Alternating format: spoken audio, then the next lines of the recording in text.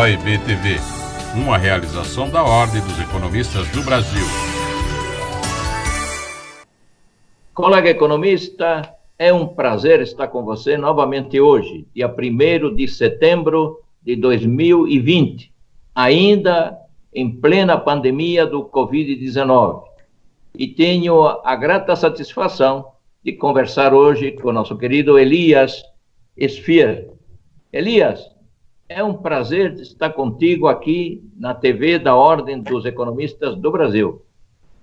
Muito obrigado, professor Manolo. É um grande prazer estar com vocês e agradeço a oportunidade, né, de conversar com um seleto público que vocês têm. Bom, antes, no início da nossa conversa, Elias, eu quero saber um pouco da tua carreira. Quem é o Elias Esfir, presidente da Associação Nacional dos Birôs de Crédito? Bom, o Elias Esfir é um brasileiro, tá certo? Casado, tem 2 filhos. Ele é engenheiro eletrônico e nuclear pela Escola Politécnica da USP. Tem especialização pela Getúlio Vargas em administração e tem mestrado internacional em administração de empresa pela Kellogg Business School, nos Estados Unidos. Minha carreira passou por várias setores, né, como um todo. Eu comecei em telecomunicações, fui para a indústria de defesa, e na indústria de defesa eu fui para a área de consumo eu fui para telecomunicações, e de telecomunicações eu acabei indo para a área financeira, na área de birô de crédito. Então, essa é a minha trajetória. Tenho 5 anos de experiência vivência internacional, experiência internacional. Trabalho há cerca de 30 anos, né, na área internacional. Fui presidente de várias empresas, fui presidente da Intercom, que era de telecomunicações, fui presidente também da AT&T aqui do Brasil, presidente da Equifax, e atualmente estou agora como presidente executivo da Associação Nacional dos Birôs de Crédito. Bom, belo currículo. Parabéns, Elias. Belo currículo. E falando na Associação Nacional dos Birôs de Crédito, eu confesso para você que este sistema é fantástico, né? O sistema que está criado já de longa data é fantástico. E sempre nos causa algumas surpresas, né? Eu estou sabendo dos birôs de crédito, um aqui, do outro ali, que a gente vai falar alguma coisa, mas não me passou pela cabeça que havia ou existia uma associação nacional desses birôs. E agora, conversando contigo, digo para mim mesmo, puxa, é algo que eu deveria ter pensado, é algo natural que ocorra. O que vem a ser a Associação Nacional dos Birôs de Crédito? E quais seriam os birôs de crédito para que o nosso economista fique mais e melhor informado, Elias? Ótimo. Olha, a Associação Nacional dos Birôs de Crédito foi criada em 2015. É uma associação civil. Ela visa contribuir com crédito e desenvolvimento do crédito sustentável no Brasil. Congrega os birôs de crédito, 4 birôs de crédito, que são a Boa Vista, a COD, o SPC Brasil e a Serasa Experian. A associação, ela é membro, né, da AXIS, que é a Federação das Associações de Birôs de Crédito Europeias. Ela faz parte também da Alacred, que é a Associação também dos Birôs de Crédito da América Latina, e tem relacionamentos internacionais com várias entidades, como o CFPB.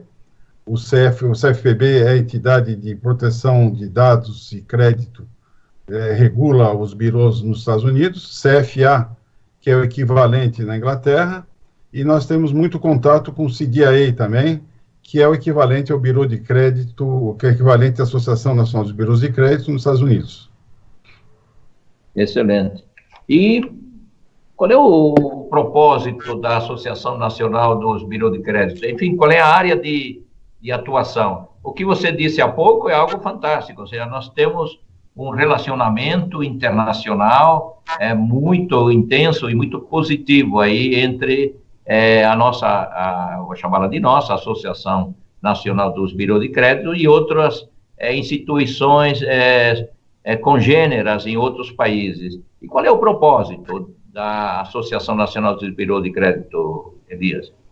Nós temos alguns propósitos bem definidos, né? Incentivar a disciplina do crédito como um todo, seja na parte do credor, seja na parte do tomador de crédito, aproximar o setor de partes relacionadas, né? O legislativo, o executivo, o judiciário, entidades relacionadas ao crédito, e promover eficiência e eficácia do setor, né?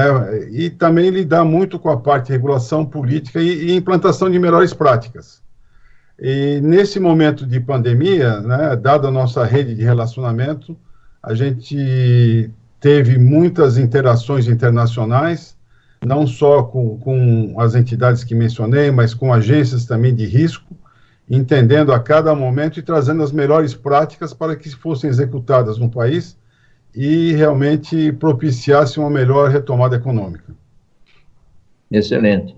E deixa eu te perguntar, muitas inovações estão sendo levadas a cabo nesses últimos tempos pelo Banco Central.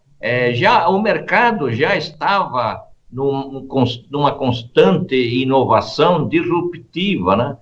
Quem imaginava que teríamos um celular e com esse celular nós iríamos fazer todas as transações bancárias sem necessidade de ir fisicamente à agência, que poderíamos fazer transferências aqui, transferências lá, e nos tempos de pandemia isto ficou, digamos, fantástico, né?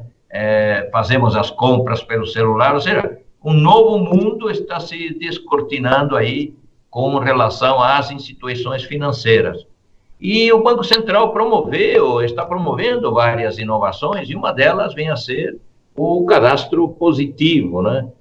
E também a troca de cadastros entre instituições financeiras. Como é que você está vendo o cadastro positivo, os impactos que esse cadastro positivo estão causando, principalmente nesses tempos de pandemia, Elias? Olha, antes de mais nada, nós temos um Banco Central excepcional, né? Foi reconhecido, né, no ano passado como o melhor Banco Central do mundo. A agenda BC+, e a continuação agora com a agenda BC hashtag, tem proporcionado muitas inovações, acelerando, né, o processo de competição, o processo de capilaridade e o processo de trazer acesso, como é que chama, o recurso, né, financeiro para várias, seja para pessoa física, para pessoa jurídica, de uma maneira que traga o bem-estar para o país. E uma dessas iniciativas foi o cadastro positivo. O cadastro positivo já existe há mais de 30 anos, já existe também em mais de 70 países, tá certo? E o cadastro positivo vai indo muito bem, entrou em operação em janeiro desse ano, trouxe inicialmente 13 meses, né, de histórico. Agora, cada mês que passa de janeiro em diante, ele vai acrescentando. Trouxe a segurança nas operações de crédito pela riqueza de informação, reduzindo a simetria entre o credor e o tomador de crédito, potencializando realmente a melhor tomada de decisão e também empoderando o consumidor ou a pessoa jurídica, porque através da nota ele tem um boletim e com isso ele pode realmente negociar opções de crédito em várias instituições. Então, ele está sendo implantado em ondas. A primeira onda foi uma onda financeira, das instituições financeiras, começou em 2013 com o opt-in, com a aprovação da lei que ficou com opt-out, entra todo mundo, sai quem quer, né? E temos uma segunda onda que foi assinada em julho desse ano, com as empresas de telecomunicação. Então, elas vão passar também a participar do cadastro positivo, certo? E tem cerca de 110 milhões de celulares pós-pagos, mais 34 milhões da parte de telefone, de TV a cabo, internet. Então, com isso, vai trazer muito a inclusão financeira daqueles que não são vistos pela instituição financeira. Tá? Uhum. Na sequência, nós assinamos, o mês passado, um memorando de entendimento com as empresas de energia, que abrangem 85 milhões de pontos no Brasil, também trazendo uma oportunidade de inclusão financeira, né, dos desbancarizados e enrobustecendo o volume de dados, trazendo mais segurança ainda na nota de crédito e na tomada de decisão. Na sequência, estamos conversando com o varejo, o saneamento e as empresas de gás.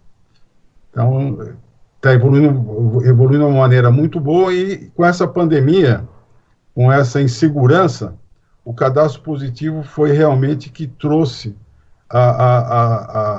o bom senso de avaliar uma negativação temporária face a um histórico rico de comportamento apropriado para tomar o crédito. Então, a gente esperava que a adoção do cadastro positivo fosse tomar mais tempo, mas, inclusive, esse momento que estamos vivendo, a NBC teve várias conversas com várias associações para dar o direcionamento para o uso do cadastro positivo, e a gente tem visto com muito bons olhos, né, que a adoção se acelerou. Bom, no tocante a esses aspectos, eu acho que foi extremamente positivo o papel do crédito. Aliás, o crédito é fundamental para movimentar a economia. Já lembramos que em 2008, com aquela grave crise econômica, os bancos e todo o sistema financeiro foram fortemente impactados, e centenas deles acabaram indo à falência. Na Espanha, os bancos hipotecários praticamente todos quebraram, porque eles eram os bancos que estavam financiando prédios, apartamentos e etc. Quando as pessoas perderam o emprego, os bancos ficaram sem a receita desses empreendimentos e acabaram tendo muita dificuldade porque eles não tinham como desovar esses ativos. Aqui o pior momento, Elias, foi o mês de abril, que a economia foi paralisada, né? Os números de hoje que saíram, estão sendo divulgados pelo IBGE, estão dando conta de que houve uma queda de 9,7% no PIB em comparação com o primeiro trimestre, e de 11 e pouco em relação ao igual período do ano passado. Isso era esperado, porque abril paralisou totalmente a economia, ficamos todos isolados, a grande maioria da população, mas a partir de maio, e principalmente junho, julho, agosto já terminou, estamos vendo que muitos setores estão reagindo fortemente.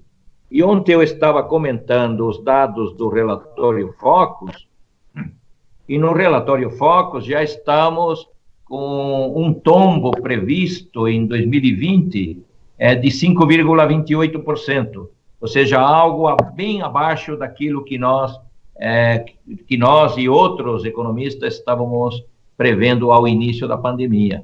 E o fator, a meu ver, é o crédito. As instituições permaneceram firmes, atuantes.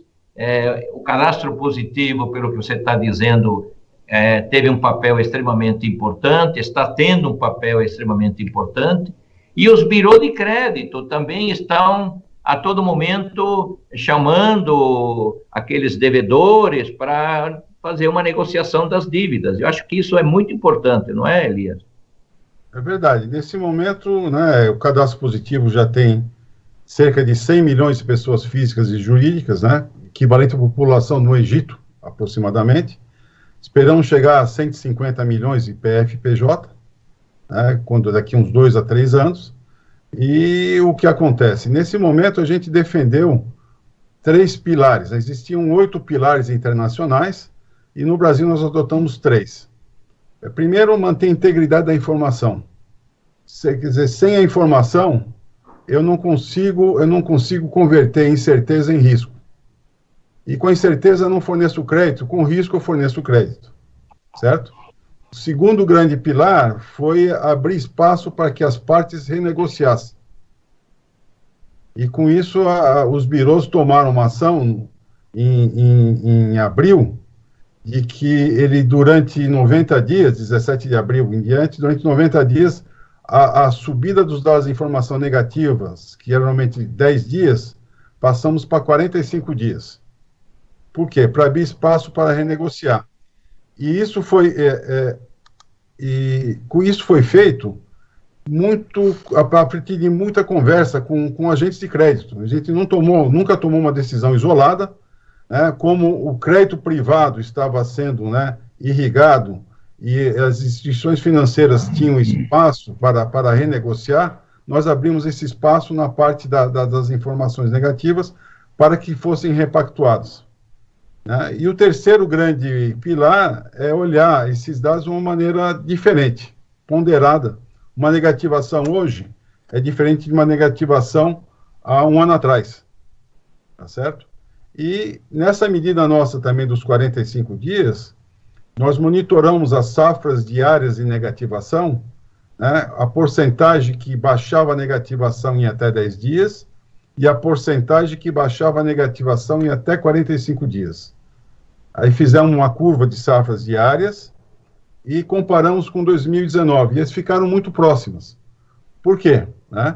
Porque realmente a gente abriu espaço para negociar, os birôs, e os credores abriram espaço também para poder renegociar, repactuaram, e com isso a gente trouxe o normal no anormal, nesse momento de situação. Excelente. Bom, Elias, vamos pedir um segundinho aqui para o nosso querido economista, e já retornamos.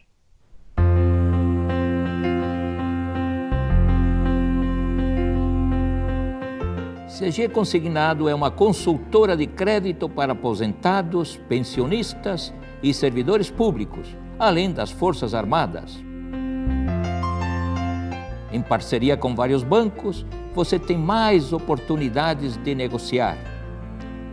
O crédito consignado tem prazos de até 96 meses, com todos os bancos conveniados. Venha para a CG, você também.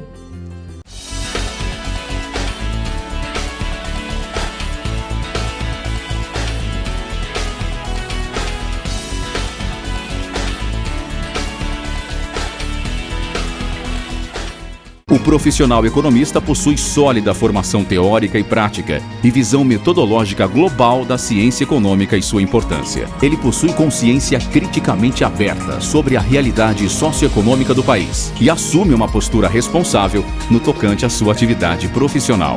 Preocupado com a missão de dar a sua colaboração para o desenvolvimento sustentável da nação, o profissional economista segue à risca cada palavra de seu juramento. OEB TV, uma realização da Ordem dos Economistas do Brasil. Olá, economista, é um prazer estar contigo aqui na TV da Ordem dos Economistas do Brasil. E tenho a grata satisfação de conversar com o presidente da Associação Nacional dos Birôs de Crédito, Elias Sfer. Elias, é uma satisfação enorme estar contigo aqui na TV da Ordem dos Economistas do Brasil. E vou ainda aprender mais um pouco sobre o papel da ANBC ao longo desses, você já citou, ao longo desses últimos anos, e falamos um pouco sobre a questão do Covid-19 e como a associação tem atuado neste momento da pandemia. Mas aí eu pergunto agora algo que é extremamente importante. Como é que está a inadimplência em tempos de Covid-19? Ela aumentou, ela se estabilizou? Os bancos e as instituições financeiras em geral foram, como sempre são, criteriosas? A inadimplência está em níveis pré-pandemia, Elias? Olha, nesse momento, né, de reaproximação entre o credor e o tomador de crédito, houve muito a boa vontade dos credores. Com isso, muita coisa foi repactuada. O impacto, normalmente a negativação era da ordem de 62 milhões de pessoas, né? Hoje estamos em 66, um impacto muito pequeno, relativamente ao momento que estamos passando. né, e 6 milhões em PJ. Então, isso aí tem um total de cerca de 250 bilhões de reais em pessoa física e cerca de 110 bilhões, né, em pessoa jurídica. Então, foi um momento em que eu conversei com vários agentes de crédito, inclusive cobrança, e nessas conversas foi interessante, porque, olha, eu prefiro postergar receber algo do que perder um cliente de 20 anos que está me dando, sempre me atendeu. Nunca tive problema. Então, houve essa boa vontade, ela amenizou muito, né, esse impacto na negativação. Nós conversamos muito também com o pessoal do governo, né, a associação faz parte da Frente Permanente da Pequena e Média Empresa. Tivemos muita conversa com o secretário Carlos da Costa, trocando ideias da maneira de como poderiam, né, os birôs ajudarem nesse processo de facilitar, né, os projetos também do governo. E com isso, a gente também conversou muito com outras entidades, tá? E a nossa medida também fez também que tivesse uma atenuação nesse processo, e assim seguimos, né, com o que a gente conseguiu desenhar, adaptando o que se tinha lá de fora também, inclusive, né, e o Banco Central já está dizendo que possivelmente teremos uma melhora no crédito aí para frente, né? Então nós continuamos aguardando. Bom, citamos anteriormente o Banco Central. Não podemos deixar de lado, esquecido, o papel do Guedes, do ministro Guedes, né? Junto ao Ministério da Economia. É verdade, foi uma junção de esforços, né, do Congresso Nacional, dos presidentes da Câmara e do Senado, junto com o governo, com o Guedes, mas este auxílio emergencial foi, até agora, né, foi o que manteve as pessoas ainda com um relativo gasto para a própria sobrevivência, né, e manteve também vivo o pagamento dos principais, digamos, elementos da família. Cá entre nós, né, o auxílio emergencial também colocou aí em evidência que temos aí perto de uns 35, 40 milhões de pessoas que estão totalmente alheias à bancarização, estão todas fora do sistema socioeconômico, né? Nem como pessoas, a grande maioria eram reconhecidas. E estamos descobrindo que essas pessoas merecem um carinho de toda a sociedade e devem ser incorporadas.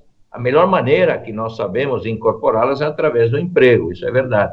Mas o auxílio emergencial foi fantástico, não é verdade, Elias? Sem dúvida, ele trouxe uma solução, né, emergencial necessária para o momento, fez a inclusão financeira de vários milhões de pessoas que a gente não tinha nem noção do tamanho que era, certo? Trouxe uma estabilidade social através dessa receita, e também irrigou a economia, que é mais importante, né? Esse dinheiro saiu do governo e entrou no fluxo econômico, né? Com isso, trouxe uma certa estabilidade econômica, e através do consumo, ele certamente incentivou, inclusive, emprego, manutenção de empregos, e o fluxo econômico continuou. Foi realmente uma solução muito providencial. Deixa eu te perguntar, como é que a Associação Nacional dos Birôs de Crédito, vocês conversam entre si com todos os agentes do mercado? Nessas conversas, alguém aparece e diz, aprendemos isto, ou isso nos deu uma solução. Você já citou que houve uns avanços no tocante a uma maior tolerância com relação aos novos inadimplentes, né? São aqueles que sempre foram corretos nos seus pagamentos, mas agora por uma questão do destino, um acidente da vida, né? eles estão impossibilitados de continuar honrando os compromissos. Essa seria uma das lições que o mercado está vendo, aprendendo aí, Elias? Olha, nesse que a gente pode fazer um balanço, né, de aprendizado, primeiro, o constante monitoramento e diálogo com vários setores econômicos, legisladores e governo. Sem informação, sem troca de visão, experiência, a gente não consegue tomar uma decisão equilibrada sistemicamente. O cadastro positivo trouxe uma segurança na avaliação, conforme já foi mencionado. As medidas setoriais têm que acontecer, independente da legislação. Apareceram vários projetos de lei para suspender a informação, suspender o positivo, suspender o negativo, e a gente falou, não, o melhor realmente é trazer a transparência e vamos tomar, o setor se antecipou, tomando uma medida dos 10 para 45 dias durante 90 dias, para que as partes repactuassem, e saímos também de uma maneira escalonada, né?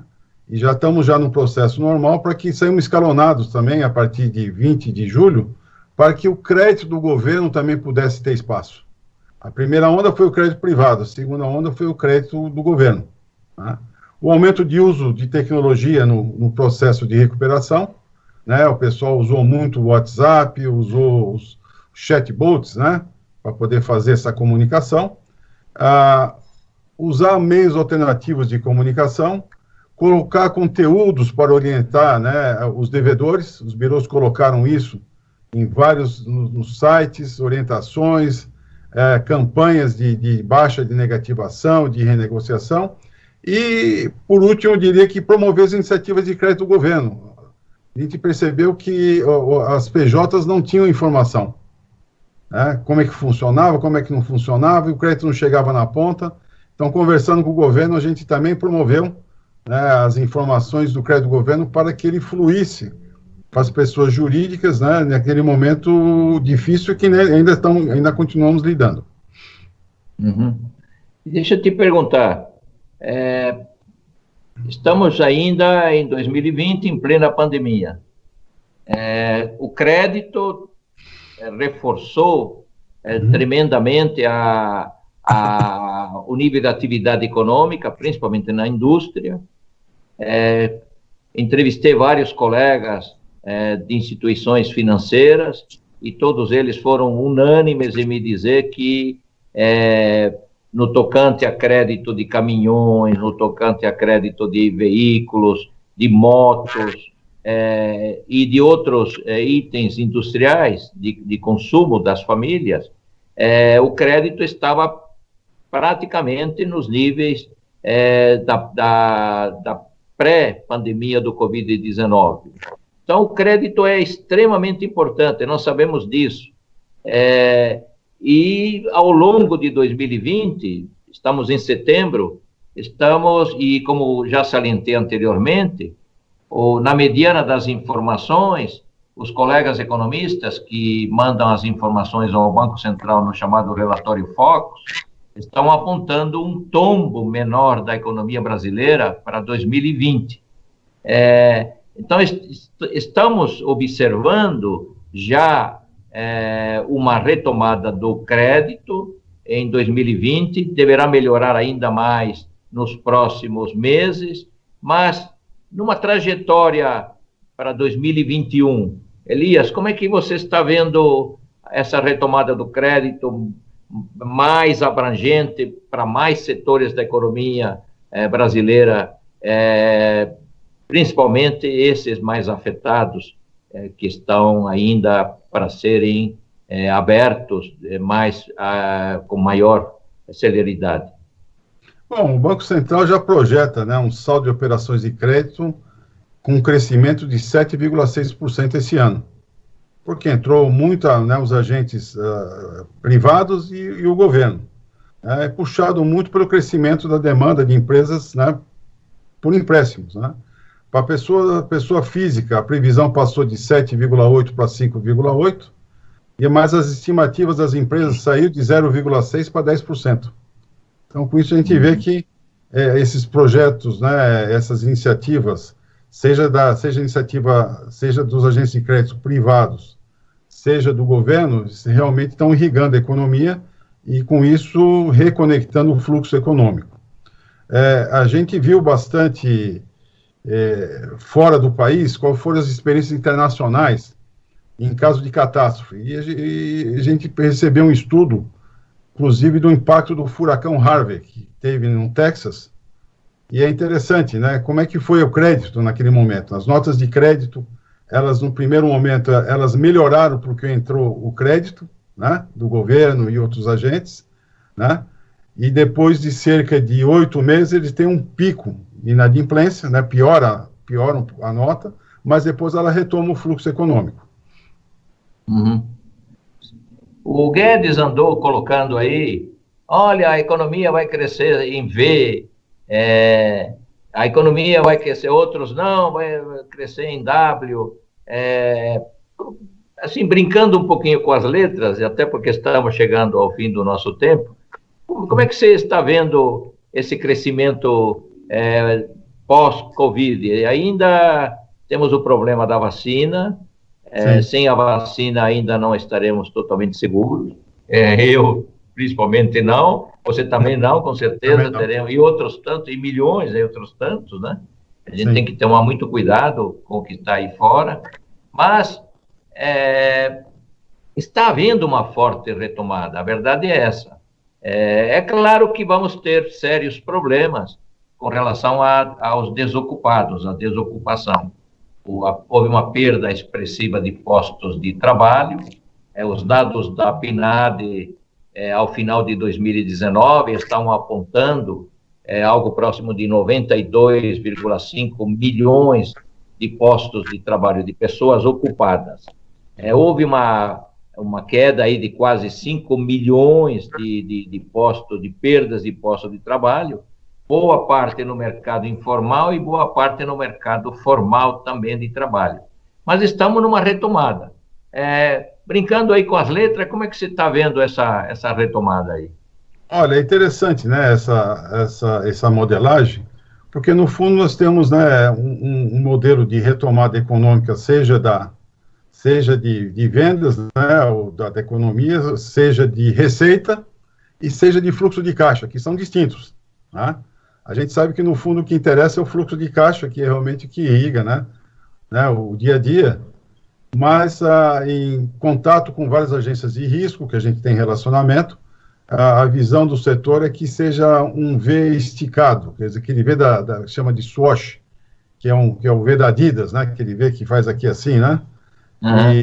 Então, ele vai cair rápido, vai subir um pouco mais devagar, certo? Vai ter alguns no começo, no primeiro trimestre de 2021, deve ter algum pico de inadimplência, né? Porque quem já estava com problema, esse momento vai acabar, né? Não vai conseguir operar. Alguns vão tentar se recuperar. Com isso, né? Alguns empreendimentos vão fechar. Ao mesmo tempo, vai abrir espaço para novos entrarem. Tá certo? É verdade. Então, quem já estava mórbido vai morrer, né? Quem pode se recuperar, vai se recuperar.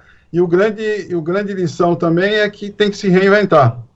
Né? Quem realmente não tomou as ações rapidamente, né? De se modernizar, entrar no mundo digital, certo? E ao mesmo tempo não tinha uma reserva também, entendeu? Que é algo que às vezes não é muito normal. Ou não soube renegociar o seu crédito, vai acabar tendo problema. Mas, pelo outro lado, o mercado vai acabar realmente se abrindo para outras oportunidades e com isso se retoma o fluxo econômico e diretamente os empregos e o bem-estar social. Vai demorar 1 ano e meio a 2, né, para retomar os níveis de 2019, mas acho que no primeiro trimestre os fluxos econômicos nos vários setores já devem estar operando num novo patamar, mais baixo, né, conforme foi comentado. Tinha uma expectativa de 9,1%. Eu vejo as agências de risco falarem agora de 4,5%, o governo falando de 5%. Então, acho que temos que ser otimistas, trabalhar e realmente né, a economia vai voltar, sem dúvida. É verdade, compartilho este teu esse teu sentimento. O Ministério da Economia, junto com o Banco Central, estão projetando um tombo de 4,7%. O mercado, na mediana das informações, já está perto de 5,28% de tombo.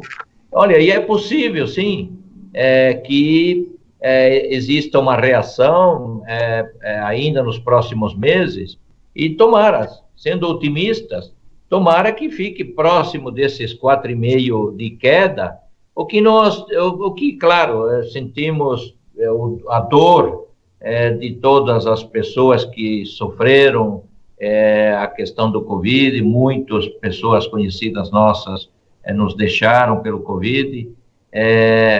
Há uma destruição muito forte em certos setores do nível de atividade, também nos empregos, mas, com a graça do Criador, tudo isso passará, e, conforme você está dizendo, a partir já desse ano e o ano que vem, olharemos para trás dizendo, puxa, foi muito difícil esse período, foi muito dolorido esse período, mas conseguimos passar essa ponte, e estamos do lado agora da prosperidade e da riqueza.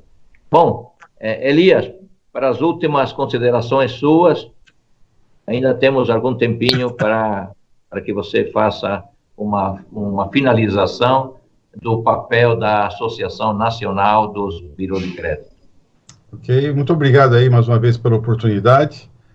O setor está muito otimista com a retomada econômica, acredita na retomada econômica, tem plena consciência que o crédito é um dos grandes instrumentos dessa retomada. Ele tem, e é sempre defendido, né, pela associação, o consumo consciente e o crédito responsável.